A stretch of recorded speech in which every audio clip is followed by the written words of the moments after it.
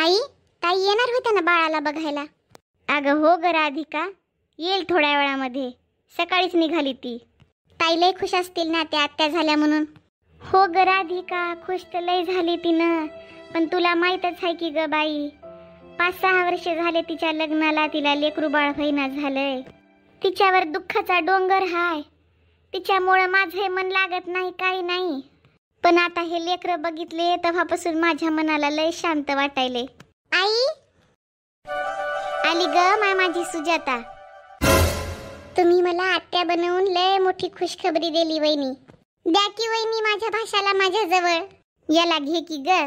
माझी भाषा तर लय सुंदर होत. किती गोड होत ना.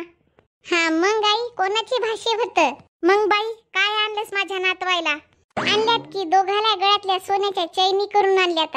आता राधिका, तू पण काहीतरी दे चांगलं माझ्या लेकीला. आई, माझी जेवढी अवकात आहे मी तेवढंच देणार. पण माझ्या मनातून खुश होऊन देईल जे पण देईल. हे घ्या ताई, माझ्याकडून तुम्हाला सोन्याचे झुमके. तुम्हाला 2 भाषे होण्याच्या खुशीमध्ये. हे नाही पाहिजे मला. सोनं, चांदी, हिरे, मोती हे काहीच नको मला. अगं बाई सुजाता, अगं सोन्याचे झुमके भेटायलेत की तुला वहिनीकडून. अगं याला तू सांभाळून ठेव. याची किंमत तुला काय माहित? आई, तूच मला म्हणली होतीस ना, जे मी मागल मला ते भेटल म्हणून. अगं हो ग सुजाता, तू माग तर खरी. देते की नाही बघ मग तुला. तू बोल मोकळ्या मनानं. वहिनी, मी हे बोलायलाच नाही पाहिजे आणि माझ्यात हिम्मत सुद्धा नाही. पण वहिनी, माझी मजबुरी आहे म्हणून मी बोलायले. मला असं म्हणायचंय वहिनी, जे तुम्हाला 2 बाळ झालेत त्यातलं 1 बाळ मला द्या. तुम्हाला 2 लेकरं झालेत. 1 तुम्ही ठेवा आणि 1 मला द्या. बस हेच माझ्या जीवनातलं सगळ्यात मोठं सुख आहे. ताई, तुम्ही मला माझा जीव मागितला असताना तर मी विचार न करता दिला असता. पण हे लेकरं तर माझ्या काळजाचे तुकडे आहेत. मी यांना कसं कुणाला देऊ शकते? ताई, तू हे कसं बोलायली? तू तर आमच्या काळजाचा तुकडा मागायली. लेकर काय वस्तू नाहीत जे याला त्याला वाटत बसायची. एवढ्या आसानीनं मागायलीस ताई तू, जसं की राधिकाची दागदागिनेच मागायलीस. काही जरी झालं ताई, तरी मी माझ्या काळजाचा तुकडा नाही देणार. दादा, माझ्या लग्नाला 5-6 वर्ष झाले, पण मी आजपर्यंत आई नाही होऊ शकले. माझ्या घरी सगळं आहे. बंगला, गाडी, जमीन, जायदाद. फक्त एका लेकराची कमी आहे. तुझे भाऊजी आता पहिल्यासारखे वागणं झालेत माझ्यासोबत. माझ्यावर विनाकारण राग करत राहतात. कधी कधी तर असं वाटतंय आमच्या नात्याला काहीच अर्थ नाही. मला भीती वाटते रे आता, की तुझे भाऊजी मला सोडून तर देणार नाहीत ना. कधी कधी तर असं वाटतंय की माझ्या पुढे फारकतीचा पेपर ठेवून मला म्हणतील की एक बाई जी खुशी देऊ शकते तू ती देऊ शकत नाहीस मला. असं जर झालं तर तूच सांग मला की आयुष्यभर तू तुझ्या घरी ठेवशील का मला? लोक तुझ्या बहिणीला वांजुटी म्हणून बोलतील. हे ऐकू शकशील का तू? आई, तू सांग ना भावाला की त्याच्या 2 मुलांमधून 1 मूल मला दे. बस 1 लेकरू जर मला भेटलं तर माझ्या जीवनाला दिशा भेटेल ग आई. तू सांग ना भावाला. वहिनी, मी तुमचे हात जोडते हो. वाटलंच तर मी तुमच्या पाया पडते. तुम्ही समजू शकता ना माझी मजबुरी. ताई, जर तुम्हाला लेकरू पाहिजेच असेल तर एखादं लेकरू तुम्ही दत्तक घ्या ना. किती निरागस ते लेकरं असतात ज्यांच्याकडे आई वडील नसतात. कोणत्या एखाद्या तरी लेकराचं चांगलं होईल ना ताई. नाही हो वहिनी, मी लोकांच्या अशा लेकराला दत्तक कशी घेणार? भावा, हे लेकरू तर माझा भाषा आहे रे. आपलं रक्त आहे याच्यामध्ये. हे आपल्या घराचे दिवे आहेत. याला बघून आपलंसं वाटणार. माझ्या जीवनात जी एका लेकराची कमी आहे ही ती पूर्ण करणार. बाहेरच्या लेकराला मी एवढा जीव नाही लावू शकणार जेवढं मी आपल्या लेकराला लावेल. वहिनी, तुम्ही विचार करा की मी कोणत्या तुमच्या लेकराला तुमच्यापासून दूर करायले. जेव्हा पण तुमची बघण्याची इच्छा झाली तेव्हा तुम्ही माझ्या घरी येत जा आणि तुमच्या लेकराला तुम्ही कुशीत घ्या. वहिनी, जर तुम्ही तुमच्या लेकराला मामी बनून प्रेम केलं तर ते का कमी होणार का? राधिका, काय प्रॉब्लेम झाला? तुला माझ्या लेकीची खुशी सहन होईना झाली का? अगं तू पण एक आई आहेस, दुसऱ्या आईचं तू दुःख समजू नाही शकत का? अगं 5-6 वर्षापासून माझं लेकरू दुखी आहे, तिची वट्टी खाली आहे, रोज रडत राहते आणि तू बोलायलीस की लेकरू नाही देत. पण आई, अगं एक नाही ग, तुला तर 2-2 लेकरं झाले तर. अगं एक जर लेकरू दिलं तर का तुझं काय वाटोळं होणार हाय? तू तरी दुसऱ्या लेकराला जन्म देऊ शकतेस, पण माझी लेक ते पण नाही करू शकत. कमीत कमी माझ्या लेकीचं तरी चांगलं होईल. चांगल्या कर्माचे चांगले फळं भेटतात. आई, हे काय गोडधोड नाही, काही नाही, की कोणती वस्तू नाही जे की दिलं जाईल. माझे दोन्ही लेकरं माझ्या काळजाचे तुकडे आहेत. हे दोघं पण माझ्या रक्तापासून बनलेत. तू विसरायलीस राधिका, ही तुझी नंद आहे आणि माझी लेक. तिची खाली वट्टी बघून माझाही जीव जळतय. मला बस एवढं म्हणायचं की तिच्या पण पदरात एखादं लेकरू असावं आणि तिला आई म्हणावं. आई, जर तुम्ही एखाद्या आईचं दुःख समजलं असतं तर आताच समजून घ्या, आई आपल्या लेकरापासून कशी दूर राहू शकते. तुम्हीच मला सांगा. राधिका बाई, तू परेशान होऊ नको. जर तुझ्या मनाची तयारी असेल आणि तुझी इच्छा असेल तर तू तुझ्या नंदाला लेकरू दे, नाही तर नको देऊ. ओ, तुम्ही शांत राहा हो. तुम्ही तर तुमच्या लेकीच्या खुशीच्या दरवाजाला कुलूप लावायल्या. अरे हिचे लेकरू कोणत्या दुसऱ्याच्या घरी चालले? अरे आपल्या लेकीच्या डोळ्यापुढे राहणार आणि तिच्या डोळ्यापुढे राहिलं म्हणजे आपल्या राहिलं. अगं राधिका, तुलाही माहित आहे माझ्या लेकीच्या घरी कशाचीच कमी नाही. तिनं आत्या म्हणून जीव लावला तर तिचं का प्रेम कमी होणार आहे का? एवढं दुःखी होऊ नको राधिका. जसं तू तुझ्या काळजाचा तुकडा सांगायलीस ना, ते पण तिच्या काळजाचा तुकडा आहे. एखाद्या राजासारखं ठेवल ती तुझ्या लेकराला. बरं आई, ताईची जर आता हीच इच्छा असेल तर ठीक आहे, मी माझ्या बाळाला ताईला द्यायसाठी तयार आहे. मला माहित होतं वहिनी, तुम्ही माझ्या दुःखाला नक्कीच समजणार. तर वहिनी, आजच मी माझ्या घरी एखाद्या लेकराला घेऊन जाणार. आणि वहिनी, तुम्ही निश्चित राहा, काही टेन्शन घेऊ नका. तुमचं लेकरू माझं झालं, ते माझ्या काळजाचा तुकडा झाला. वहिनी, तुम्हाला किती थँक्यू म्हणू मला तर कळतच नाहीये. जे की तुम्ही मला माझ्या जीवनातलं खूप मोठं गिफ्ट दिलं. आई, आज तर असं वाटायलंय की मला जगातली सगळ्यात मोठी खुशी भेटली. बरं ग सुजाता, तू खुश आहेस तर आम्ही सगळे खुश. बरं आई, आज सायंकाळच्याला मी माझ्या घरी जाते. हो बाई. माझी तर बिलकुल इच्छा नव्हती माझ्या काळजाच्या तुकड्याला दुसऱ्याला द्यायची.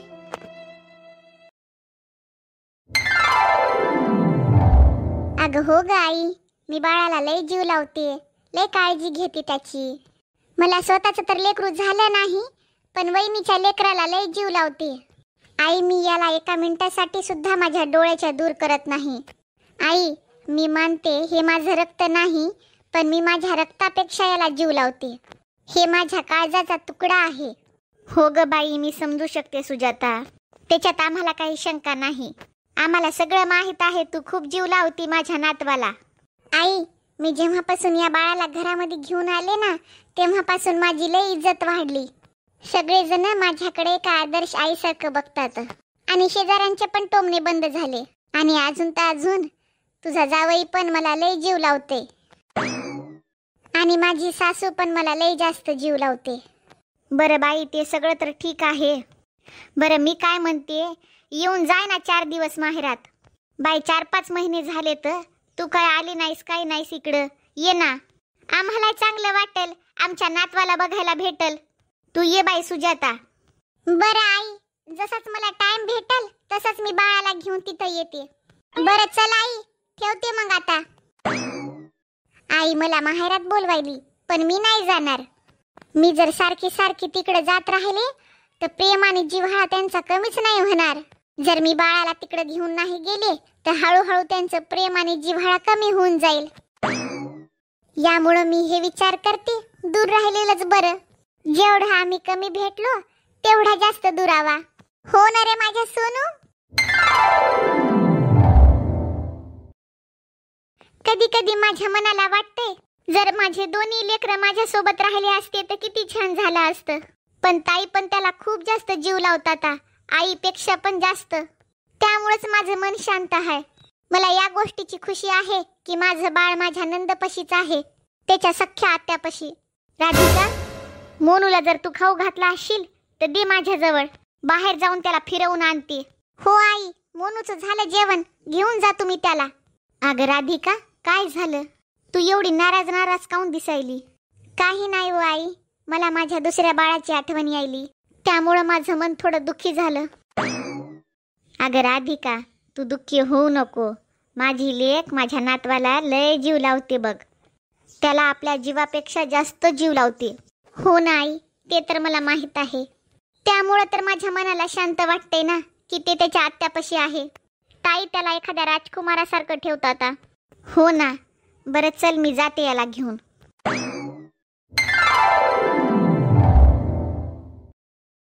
काय झालं सुजाता, अशी नाराज काऊन दिसायलीस? माहित नाही हो, मला काऊन की सकाळपासून चक्रा यायल्यात आणि बरे वाटना झाले, आणि मला सकाळपासून उलट्या बी झाल्यात 2-4. मला तर कळना पण झाले आणि उठाव पण वाटना झाले जाग्यावरून. सुजाता, तू काही काळजी करू नको, आपण दवाखान्यात जाऊता. चल उठ, लवकर तयार हो, मी तुला डॉक्टरकडे घेऊन जातो. बरं, मी तयार होते. मॅडम, तुम्ही चेक केलं, आता सांगा ना काय झाले सुजाताला? भिण्यासारखी कोणतीच गोष्ट नाही. कॉंग्रॅच्युलेशन, तुम्ही पप्पा बनणार आहात. मॅडम, तुम्ही हे खरं बोलताय की? अगं हो हो सुजाता, मी एकदम खरं बोलत आहे. तू आई होणार आहेस. देवानं माझी इच्छा पूर्ण केली. सुजाता, ही गोष्ट ऐकून मी आज लय खुश आहे, आणि आज तू मला जगातली सगळ्यात मोठी खुशी दिलीस. तुमचं पण अभिनंदन हो. पण मी आई होणार आहे हे मी माझ्या माहेरात आत्ताच कुणाला सांगणार नाही. मी त्यांना वेळेनुसार बराबर सांगून देईल.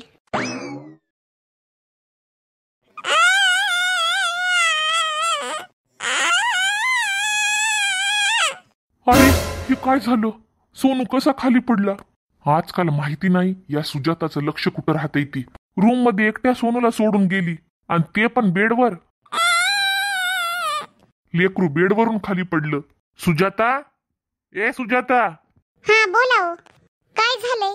सुजाता, ज्या लेकराला तू खाली ठेवत नव्हतीस, तुझ्या नजरेपासून दूर करत नव्हतीस, तुझ्या जीवापेक्षा जास्त प्रेम करत गेलीस, जीव लावत गेलीस, तुझ्या नजरेपुढून त्याला बाजूला जाऊ देत नव्हतीस, आता पहिल्यासारखा जीव लावणं प्रेम करणं कामून दिसेना झालंय मला या लेकराबद्दल. तुझं लक्ष कुठं आहे? तू या रूम मध्ये लेकराला सोडून गेलीस, आणि ते पण बेडवर. इथं थंडीचे दिवस सुरू झाले तर सोनूची तब्येत बराबर नाही, हे सारखा बिमार पडायलाय. त्याला तू वल्ल्या कपड्यावर झोपून ठेवतीस, तू त्याचं गोधड सुद्धा चेंज करत नाहीस. सुजाता, तुझ्या अशा वागण्याची हद्द झाली बापा. एवढा निष्काळजीपणा. त्याचं गोधड भिजून जातंय आणि तू मस्त झोपा काढतीस, त्यामुळं त्याला थंडी वाजली काय की आणि त्याला ताप भरलाय. घे याला तोपर्यंत सांभाळ, मी डॉक्टराला फोन करतो. अरे कशी आई आहेस तू? एवढं लेकरू बिमार, किती ताप आलाय त्याला. तुम्ही थंड्या पाण्याची पट्टी पण नाही लावली. थोडंसं जरी लक्ष दिलं असतं ना तर आज त्याची हालत अशी झाली नसती. आता तुम्हीच बघा, ताप किती गेलाय, त्याच्या मेंदूला लागायचा होय, आणि एवढ्या तापीमुळं त्याच्या डोक्याला सूज आली. आता आम्ही आमचा प्रयत्न करतो, बाकी सगळं त्या देवावर. खूप निष्काळजीपणा केलाय तुम्ही. सुजाता, तू तर निष्काळजीपणाची हद्द पार केलीस. तू एका लेकराची काळजी पण घेऊ शकत नाहीस. अगं सुजाता, तुला झालंय तरी काय? तू या लेकरावर जीव ववाळून टाकत गेलीस, आणि आज या लेकरावर तू जरासं पण लक्ष देत नाही. दिसना झालंय का तुला किती कमजोर झालंय? ती वाळून गेलंय नुसतं. देव करू याला काही होऊ नये, पण जर झालं ना सुजाता, तर तुझे दादा आणि वहिनी तुला कधीच माफ करणार नाहीत. माझं जीवन तर मला असं वाटायला या सोनूची देखरेख करण्यामध्ये जाते काय की. याच्याच मागं राहावं लागते रातना दिवस. आता तर मी स्वतःच आई होणार आहे, आणि या बिमार लेकरामुळं माझ्या स्वतःच्या लेकरावर मला लक्ष देता येणार झाले. दिवस कळना रात्र कळना, दिवस रात्र बस या पोराच्या मागे पुढे फिरावं लागायले. नुसता जीव थकून चाललाय माझा. मला तर आता या लेकराचा नुसता तिरस्कार यायलाय. होय रे थोबाड वाशा, रात्रभर कहाला बोंबलतो सुरे.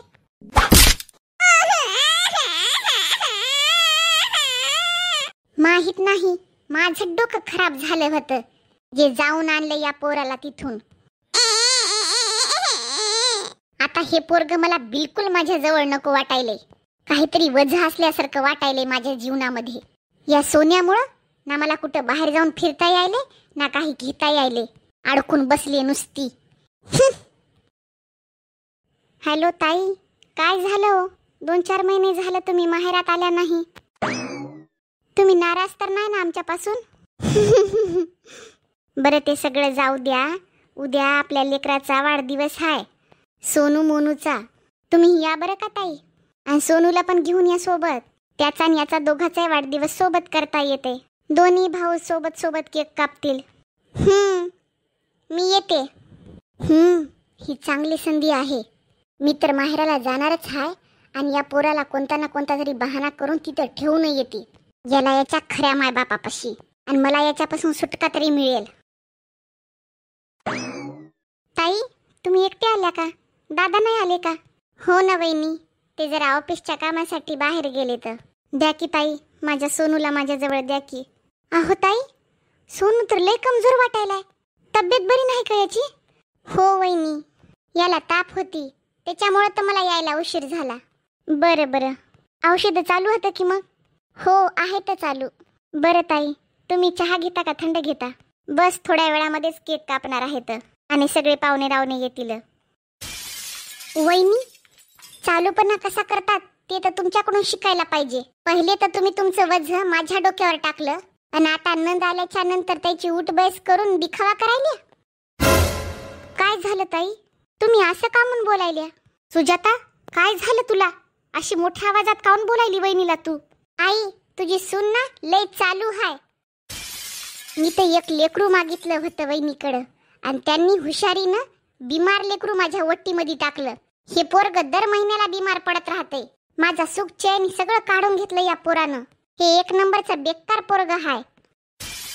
होय वहिनी, तुम्ही तर लय चांगलं काम केलं, मोठंच्या मोठं. खरं म्हणतात लोक, वहिन्या कधी बहीण बनू शकत नाही ता. अगं सुजाता, तू काय ही वेडवाकडं बोलायलीस? राधिकानं नाही, मी सांगितलं होतं लेकरू तुला द्यायला, आणि उलट तू तिलाच बोलायलीस. आई, तुझ्याच लाडानं तुझ्याच चुकीमुळे ती अशी बोलायली. लाज वाटेना झाली का असं बोलताना तुला? सुजाता, तुझ्या अशा जहरील्या जिभीमुळं आणि तुझ्या कर्मामुळं ही तुला सजा भेटायली, जे की तुला आजपर्यंत आई होण्याचं सुख सुद्धा भेटलं नाही. हे न्याय आहे त्या देवाचा आणि तुझ्या अशा कर्माचा.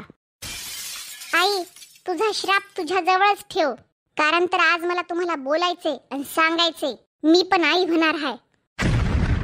आता मला सगळं समजलं ताई, की तुम्ही गिरगिटासारखा रंग काऊन बदलायला. ती काय अर्थ आहे वहिनी तुमचा असं बोलण्याचा? ताई, तुमचा स्वभाव अचानकच असा कसा काय बदलला? तुम्ही आई होणार हा म्हणून?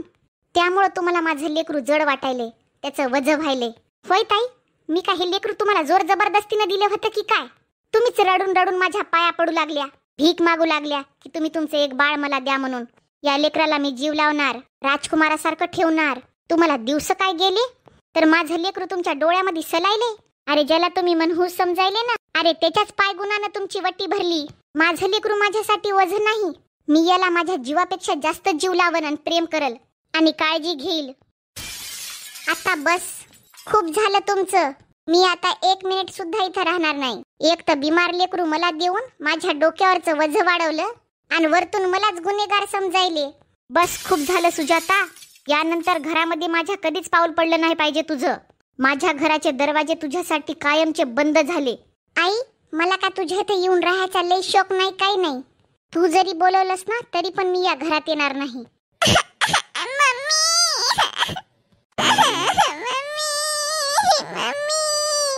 रडू नको रे माझ्या बाळा, मीच तुझी मम्मी आहे. माझं लेकरू माझ्यासाठी कधी बोज नाहीये. माझं बाळ माझ्या काळजाचा तुकडा आहे. ओ ऐका की ओ, आजच सोनूला दवाखान्यात घेऊन जाऊता, कारण तर अजून पण हे गरमच लागायले मला. अगं हो हो राधिका, आजच घेऊन जा सोनूला दवाखान्यात, चांगलं दाखवा. अहो अहो, माझं लेकरू कुठं आहे? हे घ्या मॅडम तुमचं बाळ. अरे देवा, हे काय केलं मी? ज्या लेकराला मी माझं वज समजत होते, तेच लेकरू माझ्या पोटी येऊन माझं दुःख झालं. मॅडम, तुम्हाला मुलगा झालाय, पण हे मानसिक रूपानं अपंग आहे, आणि याच्या डोक्याचा आकार खूपच मोठा आहे, आणि शरीर खूप कमजोर, आणि याचे डोळे तिरपे आहेत. हे एक बाळ मानसिक रूपानं अपंग आहे. आता मला सगळं कळायले. माणूस किती का चालाक बनना, पण आईच्या प्रेमाचा अपमान कधीच माफ केला जात नाही. तुझ्या कर्माचं फळ आहे हे. ज्या बाळाला तू ठोकर मारली, देवानं तेच दुःख तुझ्या वटीत टाकलं. अगं तुला किती समजून सांगितलं होतं ना त्या लेकराला तिकडे नेऊन सोडू नको म्हणून, पण तू एक गोष्ट ऐकली नाहीस कोणाची, आणि त्या लेकराला तू तुझं वजन समजू लागलीस आणि जोर जबरदस्तीने जाऊन त्याला तू सोडून आलीस तिथं. सुजाता, आता स्वतःच्या कर्माची सजा आता तू स्वतःच भोग, पूर्ण जीवनभर या लेकरासोबत. आई जे पण बोलली एकदम बराबर बोलली. तू त्या लेकराची थोडी सुद्धा किंमत करत नव्हतीस. जेव्हापासून तुला कळालं की तू आई होणार हस, तेव्हापासून त्या लेकरासोबत एखाद्या वैर्यासारखं राहिलीस. मी ऑफिसच्या कामासाठी 2-3 दिवस काय बाहेर गेलो, तू तर तुझ्या माहेरात नेऊन सोडून आलीस त्या लेकराला. तुझ्या मनामध्ये एवढी पण ममता जागली नाही का? तू 1 वर्षापासून त्याचं पालन पोषण केलं होतंस, तरी सुद्धा तुझं मन एवढं कठोर कसं झालं? त्या जिंदगीभराची शिक्षा दिली देवानं. खरंच म्हणले कुणीतरी, आपण आपल्या कर्मापासून कधीच चुकू शकत नाही, पण खरं तर हे आहे की कर्माचं फळ हे कधीच कुणाला सोडत नाही. पण सगळ्यात मोठा दरवाजा देवाचा न्याय आहे, जे की सर्वांसाठीच उघडतो. मी माझ्या वहिनीच्या बिमार लेकरापासून तर दुरावा करून घेतला, पण स्वतःच्या लेकराच्या ओझ्यापासून माझी कधीच सुटका नाही होणार.